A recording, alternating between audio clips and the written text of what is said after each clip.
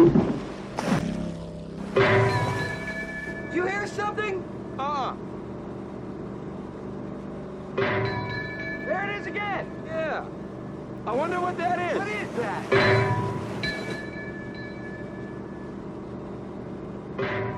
What's up, guys? Something that I've wanted to talk about for a while on this channel is the backstabbing sabotage of the corporate press, what it means for Joe Biden, and how utterly miserable his life must be right now when the last possible contingency of Joe Biden supporters have now not only abandoned him, but are actively ramming the remaining wreckage of the USS Joe Biden wooden ship out to sea. Joe Biden clearly joined the Senate back during the Spanish-American War and is now trying to stay afloat, and it's not working. The media are the people who ran Joe Biden for president. You'll remember the media weekend that birdied Joe Biden through the 2020 election. They lied to the American people, and now that Joe Biden is being proven as broken goods, and more importantly, that the media is losing money because they can't make any ratings off Joe Biden, they are turning on him.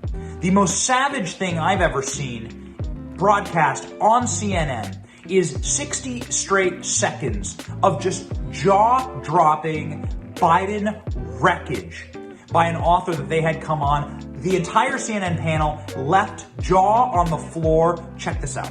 Scott, I read a piece that you just wrote, essentially saying this is Joe Biden doing what Joe Biden does. Yeah, well, I never imagined how quickly this would all unfold. The person they sold on the campaign, the nice old, moderate grandpa who just wanted to help everybody get along and compromise, is not what we got over the last year. He has no mandate really to do much of anything. It's amazing that he got a couple of things done when the mandate was really pretty clear. 50-50 Senate, a near 50-50 House, and a pretty close presidential election. The mandate was simply replace Donald Trump and don't do anything drastic or stupid. And everything about this agenda is extremely drastic. And he's been angrier than I think people expected. He's been more divisive. He's been more partisan. You look at the issues.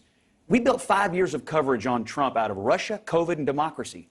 The president at his press conference invites Russia to invade the Ukraine.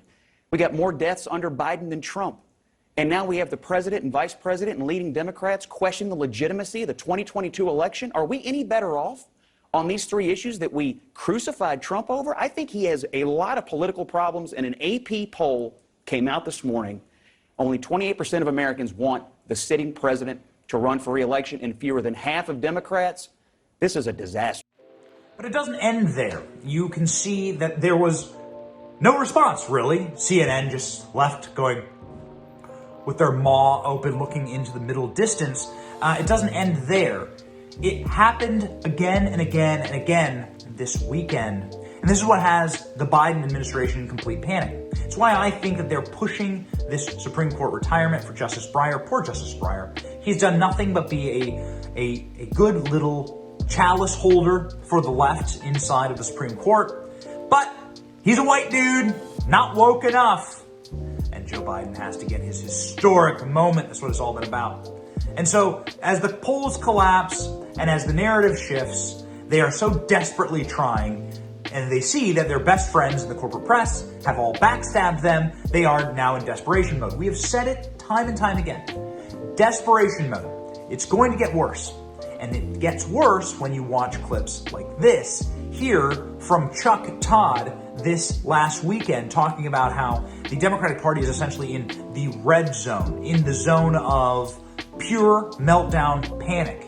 It's not going to work out well for them. They know that this could be a 100-seat majority. And with those kind of majorities, I mean, you can impeach people. You can actually impeach people. The Democrats have always functioned with this really thin, anti-Trump hatred, which is how Nancy Pelosi came roaring into power, and she has holding on to a toothpick-thin margin right now in the Senate. It's not going well for them in the 2022 midterms. People like Steve Bannon are saying 100 seats for 100 years. They look at those numbers, they look at press reports like this from their friends in the media, bootlickers like Chuck Todd, and they go, oh my God, we're over. We're finished. It's time to throw the Hail Marys and do everything we can with the Supreme Court. We have to try and change the narrative somehow.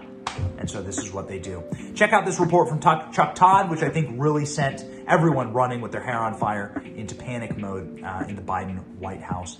This, utterly devastating. President Biden's news conference on Wednesday was designed to kick off a second-year reset of his presidency. Recapture his political identity, if you will. But our new NBC News poll suggests Mr. Biden does need a reset because he's lost his identity a bit. He's no longer seen as competent and effective. He's no longer seen as a good commander-in-chief, or perhaps most damaging, as easygoing and likable. In fact, just 5% of adults say Mr. Biden has performed better than expected as president. One of the many lowests, firsts, and fewests in our poll. And as we kick off our Meet the Midterms coverage heading into November, the NBC News political unit developed what we're calling a midterm meter. It's based on previous election cycles. It's basically 3 poll numbers you need to know best. I'm going to start with perhaps the most important number to understand the direction of the midterms. It's job approval here. The president's job approval rating sitting at 43%. If you look at history shows that kind of presidential approval rating leads to a shellacking for the party in power. How about the mood of the nation? Well, let me show you this. Right now, our wrong track, nation's on the wrong track number, sitting at 72%. Second poll in a row where we've been over 70%. This is only the third time in our polls history over 30 years where we've had 2 tracks that were that off. That again would put you in shellacking territory for the party in power. Thank you for watching. We are 100% independent news. Are you sick of being lied to? We certainly are. That's why we started this channel. But we can't do it without you. We can't keep going without your help. All we ask is that you click like and subscribe and share this video. It's free. And it keeps us going, it keeps us growing, it keeps us getting the truth out there to break the rotted corporate media infrastructure that wants to lie to you every single day, wants to corrupt your narratives, your truth, your story, and your very society. So support us by clicking like, clicking subscribe, and thank you, Patriots.